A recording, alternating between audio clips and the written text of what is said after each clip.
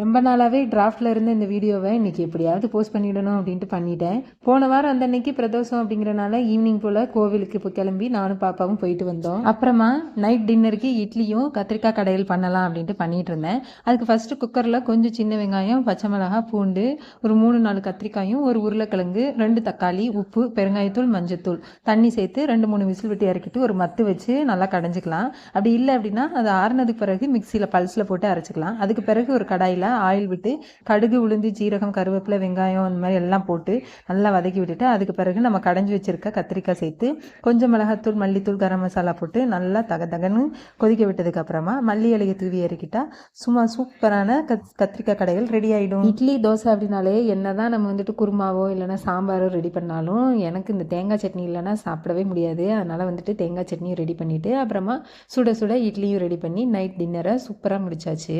பாப்பாவுக்கு வந்துட்டு சின்ன சின்ன இட்லியாக அந்த மினி இட்லி சொல்லுவோம்ல அந்த மாதிரி ரெடி பண்ணி கொடுத்துட்டேன். பாய்.